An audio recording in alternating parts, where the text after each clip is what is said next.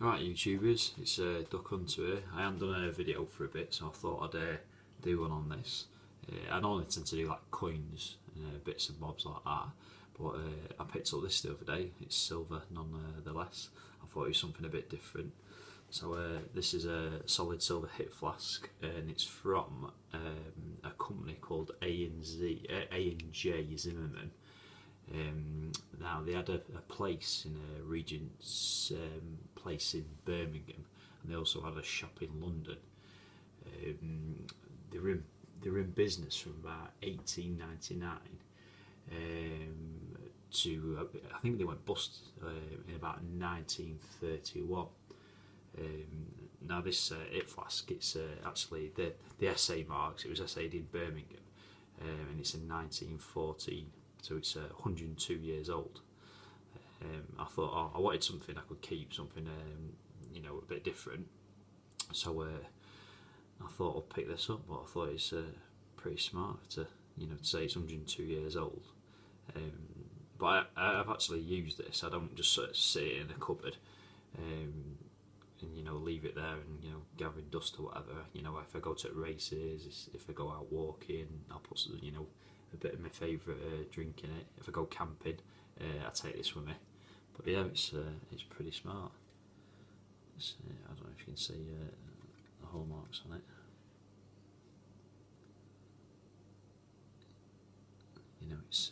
It's not in bad nick really. Obviously, you've got all like polished swirls in it. I like the quality of it really. When you think nothing's made nowadays that is in the same sort of league as the things that they made. When you think like, say, this is 102 years old, and the quality of it, it's fantastic how it seals. There's no bumps, there's no ridges. The neck, all the sort of weld joints.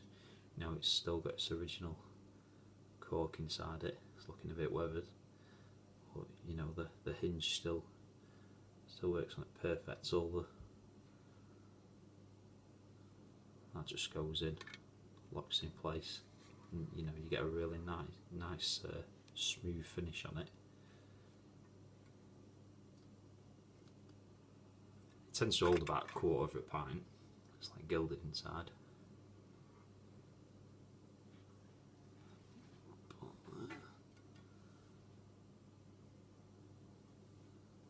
But yeah, I thought this is hallmarks as well. I don't know if you can make out the. It's a bit hard to see in this light. Let's see if it focuses in. Maybe it's. I don't know if you can just make it out there. The A&J. That bit, and the SA marks for Birmingham, and it'll tell you the date if you look up the date as well. It's like I say, it's 1914. But it quite fascinates me to think, oh well, how many people have owned this before I bought it, and also the type of person that owned this. It wouldn't have been a sort of normal working fella like myself. It had been someone of gentry or someone sort of like definitely middle class background. Because this would have, I presumed it would have cost quite a lot of money back in 1914. So yeah, I thought I'll pick this up. But like I say, yeah, I use it on a regular basis. I've had it a while now. I thought, well, I'll do something a bit different. It's in fairly good nick. It's like to say how old it is. There's a couple of small. There's a bit of a mark on it there. Like the edges are pretty good. There's no dings in the edges. There's a lot of them. I looked at quite a few before I bought this, and a lot of them, they're not the cheapest of things, but at the same time, they're not mega expensive. There's a slight bruise in it, just about there, up there.